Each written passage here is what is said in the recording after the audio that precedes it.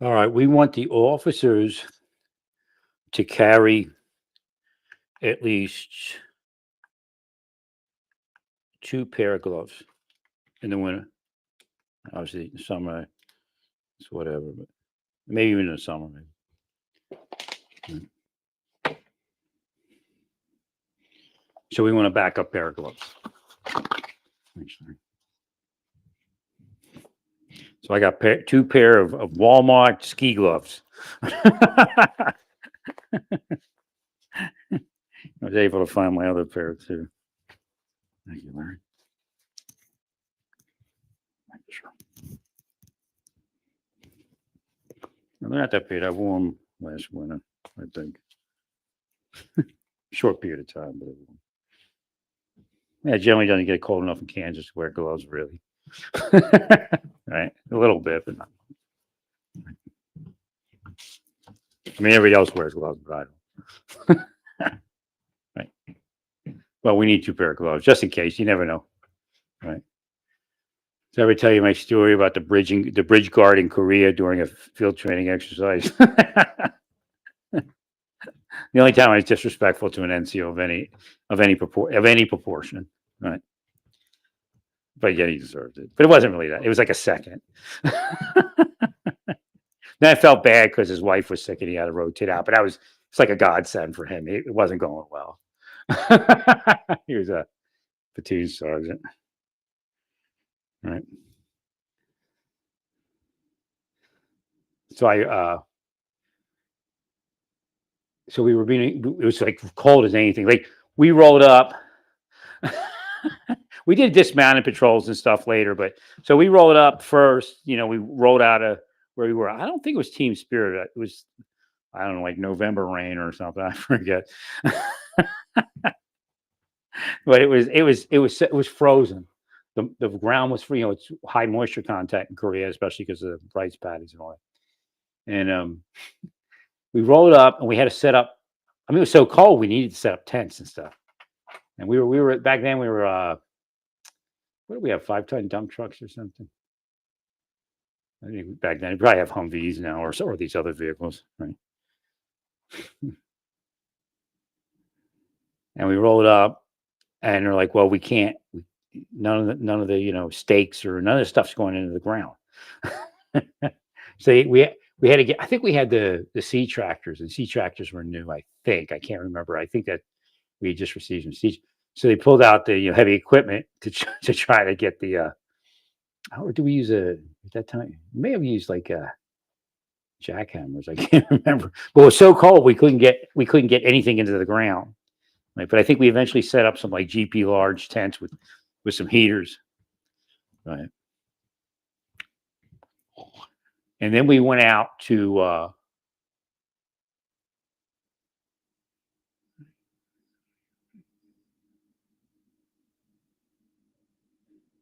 we went out to we had to do obstacle guards. So when the bridge blows up, it's going to be an offensive. Like we put up our defense and all, we put up the defense. We did the engineer thing, like you see them doing on the border down there, and then some. So we did all that kind of work, and then they were like, "Okay, we need you to be obstacle guards now. You're no longer going to be like just engineer. To be like a neutral obstacle guard.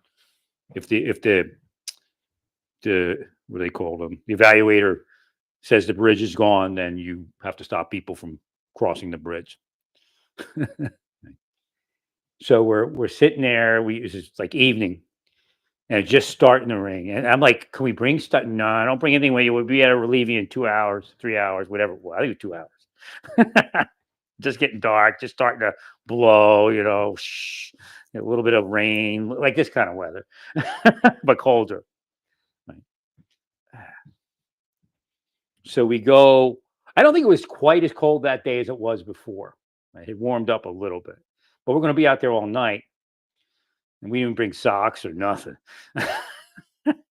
We weren't going to be out all night. Again, it was 2 hours or something. So we're out there all evening. I have no socks. Socks are like just they're useless. At a certain point, they become useless, and you have to walk. because it's so cold, you're there alone. I mean, when the daylight came on, obviously somebody was nearby on another bridge. It was like a series of bridges or something like that. We weren't briefed or anything. Here, I'll drop you off at the bridge. Be back in a couple hours, pick you up. We'll rotate you out with the next person.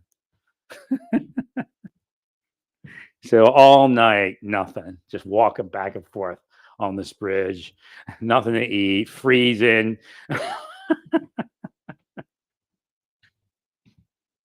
So in the morning, this vehicle rolls up on my bridge.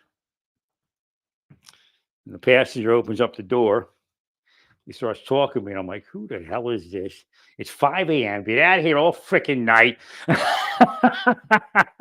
This guy wants a chit chat. Just when I had that thought and I started blowing the guy off, all of a sudden my eyes focus and I'm looking at a star. It's a Brigadier General. I don't remember who it was, but I guess in the afterlife we'll have a good laugh at that.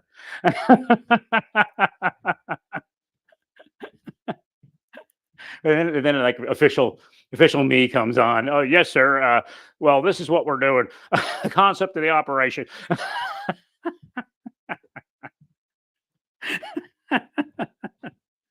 It's like an E4 or something.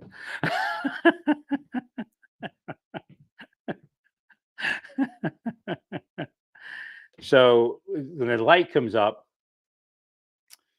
when the sunlight comes up, the battle's raging, and usually the stand to battle and all that starts raging, and then the light comes on in the sky, and all of a sudden there's this Katyusha, the one that I told you. I don't know if you remember. I told you I had a Katyusha in my room, and Sergeant Major, or not Sergeant Major, First Sergeant's like, nobody's getting off till they clean them barracks. One of those deals. They just do it every so often, in the engineers. I have no idea why, but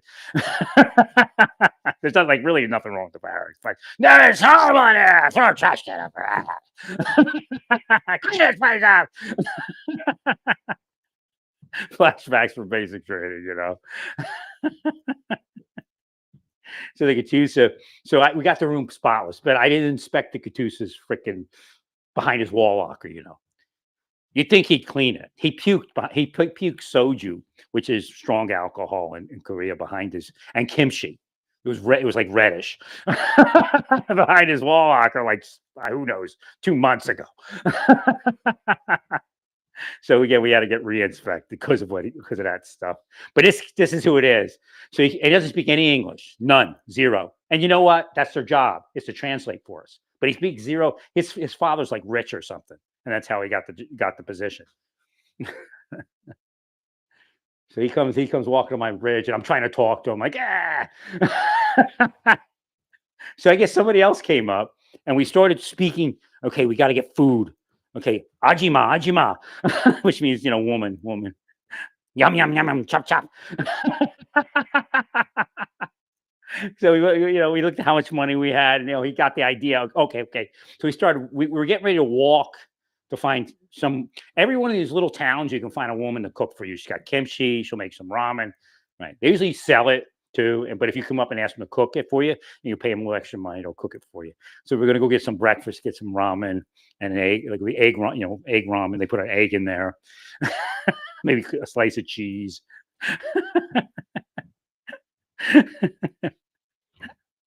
So just as we were getting ready to do that, this platoon sergeant shows up. I just looked at him. We had blanks in our. I didn't point it at him, but I just took my M16, I guess it was an M16 back then. I picked it up and I went pop pop. that was the most disrespectful I ever was to an NCO. Thanks, Larry.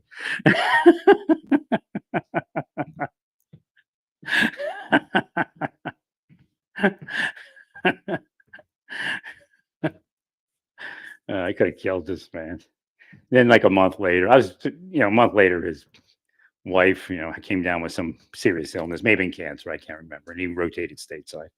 But I'm glad he did. We needed him to get out of there. I don't know why they put him up there. He should have been at TM. What's that place called? Tongducheon. Right. He should have been at Tongducheon. They shouldn't have put him up in 3rd Brigade, right?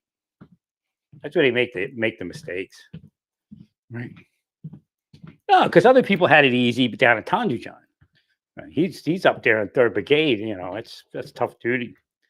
The only reason we weren't on the DMZ is because he's. I guess you may not have heard that. He was in 3rd. They put him in 3rd Brigade, which is tough duty. And the only reason we didn't. Well, at that point we were light infantry. We were considered light infantry brigade, I think.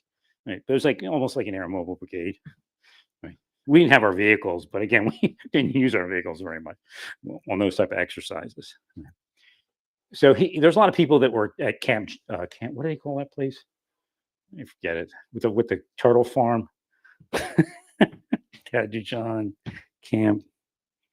Not Humphreys. Humphreys was up by us, but we were actually closer to DMZ than Humphreys.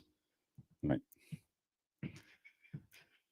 The only reason we weren't on the DMZ is because we had a mission that required us to be on the other side of the DMZ. So we were engineers, of course. We had demo missions if the Koreans attacked. We had with the artillery, the F-16s, us. We all had the same mission, right? But we had different targets. Right? Although some of us, like the bridge, we all had the same target. That thing was gone. There's no way it would ever last. Even if you took us out. And like the scariest thing was when we were on a training assignment, a training exercise, and I was with Sergeant Ortiz. Was in his squad. So Sergeant Ortiz and I, and so like we were doing something on a training exercise, and all of a sudden the siren went off, and we were in the area, and we didn't turn the target over, so we had to go, and we get to the bridge, and there's Koreans on the bridge. There's not supposed to be any. It's an American held bridge. I was like, oh shit. I guess it was Hashem's practical joke. Apparently they turned the bridge over to South Koreans and never told us. We still had to, there's an upgrade of the bridge, and we had to go and help with the stuff, the demolitions and all that. Well, it's all pre-wired. But but that was oh shit. I don't know if I've ever in a peacetime had something like that at that level. Except when the 3 Hornets attacked me while I was cliff climbing. Everybody's looking at me, just go up. I'm like, ah! Why? Hornets!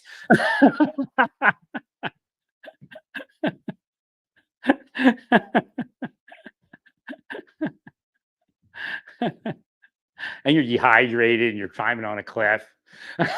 It's like the day before the day before they took us prisoner, I think. Because I think we went from the cliff climbing. Yeah, when we're done the cliff climbing, we went to make a deal with the role player, which was Sergeant Fry. I think he was a ranger. So we would do a Black Ranger guy. So we had to make a deal with him for watercraft to cross the water. And he said, well, give me MRE. His name was Ahmed or something in the role play. And so we had to give up all the rest of our food. Should have seen it coming. And then he takes off without giving us the watercraft.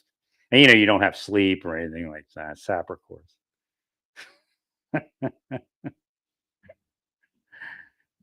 So after that after that is when we may have done another night of missions. But that was right before, like we still had to do some more missions without food because we gave up all our MREs. and that's when we got taken. And they go, oh, you get to go back to the barracks now and eat. And that's when they all come out with Ruski accents, shooting machine guns, blanks. They had like an M60 with blanks. That thing's loud, right? Or I don't know, maybe it was some Russian gun. I can't remember. But whatever it was a belt fed, I think, if I remember correctly. That's what they fired off in the bunker. Your hands are tied behind your back. You got a sandbag over your head. And then they go.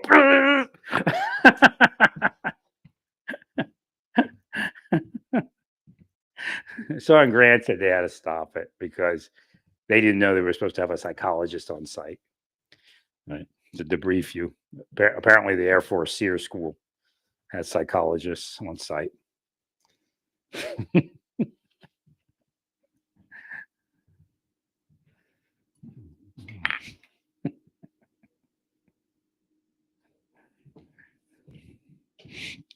So I got free. I was like, "Are we supposed to try to escape?" He was like, "Yeah." I'm like, "I'm free. You want to get? You want to try your stuff?"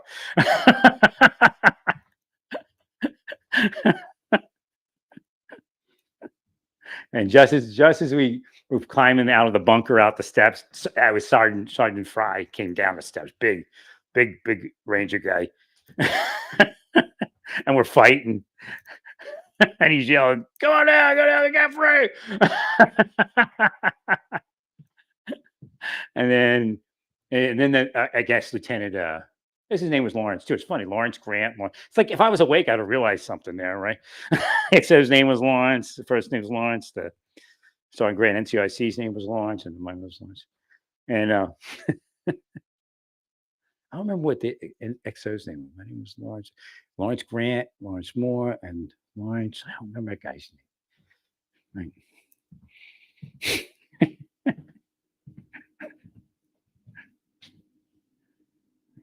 But they were like, "Okay, we're going to index because the lieutenant just got injured."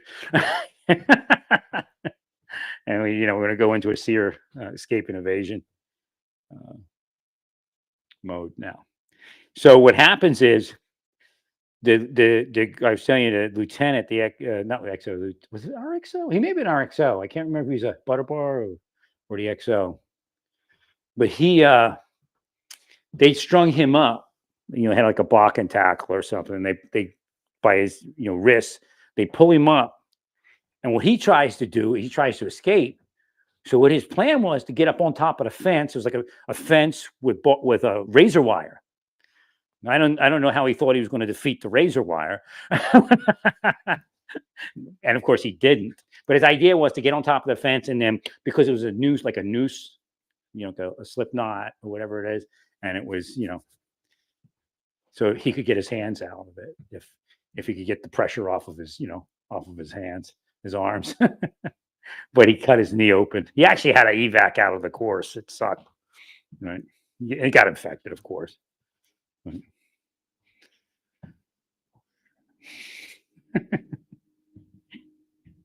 But then they stopped there and said, "Okay, now." Okay. And then we had Lieutenant Vu with us. I can't remember if Lieutenant Vu graduated or what. I think he did.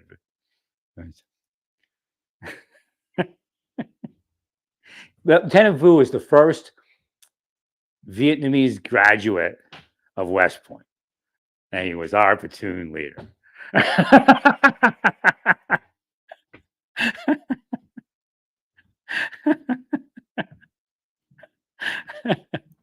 So I was with Sergeant Esperanza, and I think he was Guamanian? I think he was Guamanian. So he's, they're pretty hardy, not quite the what do they call those things? Those guys, the Samoans. They're not quite Samoans, but they're leaning towards that angle there. So Sergeant Esperanza, me, and Lieutenant Vu, and we're a escape and evasion team. So Sergeant Esperanza and I are walking, and we see like a Jeep in the middle of the road, and we're like, and Sergeant Lieutenant Vu just keeps walking like towards the thing, and we're like, "Lieutenant Vu."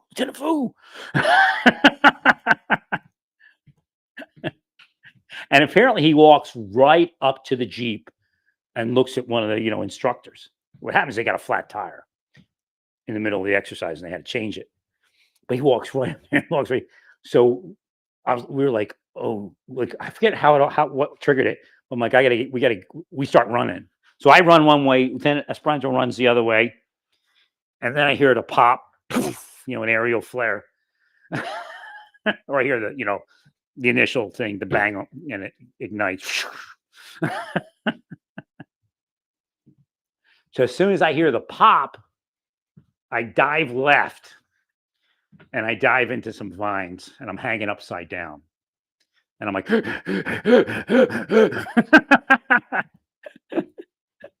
I'm hanging upside down, and I'm trying to bury my. I'm barely touching the ground, and I'm trying to bury my face in the ground so they can't hear me breathing. So I eventually get myself free when the flare burned out. Then I got myself free because out of that vine, and I find a pine tree that has pine branches down to about 3 foot or so, 2.5 3 foot, and I go up underneath that, and they do another one. They do another aerial flare, and I'm like, oh. But I'm pretty good secreted. I mean, you could see me if you knew where I was. But if you don't know where I am, you can. So I got instructors walking all around my tree. There's flares going off everywhere. And they said, Sergeant Frianda, Corporal Moore, come get Mr. Lieutenant Vu. I said, and you're like, wait a minute. this is a ruse. No, you can keep him. we're not falling for that one. I didn't say a thing. We didn't say a thing though. But then they said, this is real. Time out. Come get Lieutenant Vu. Last thing they want to be is saddled with Lieutenant Vu, We go on an exercise and we're out walking all night. And we had to assault some objective with some grunt platoon or something. We're in the 101st. And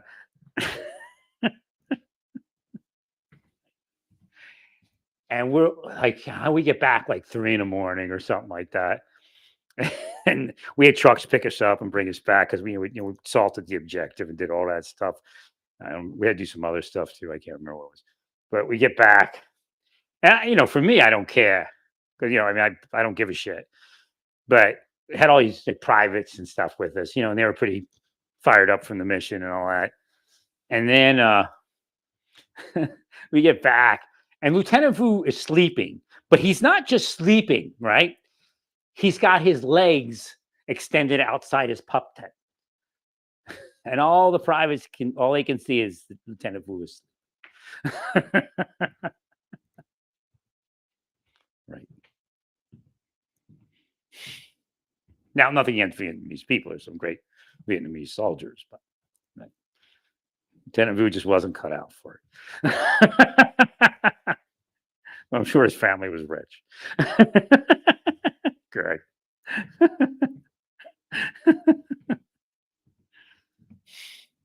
Thanks, Larry. No, I hated that kind of thing. I killed myself not to be that. I would like I took no pleasure in any type of superiority or like superiority based comfort. Right.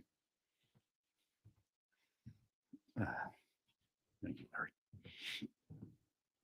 Again, that's when they said Jay was killed taking point, and he didn't have to take point because he was a sergeant. I said, well, I don't know how that works, but that's who I was. Right.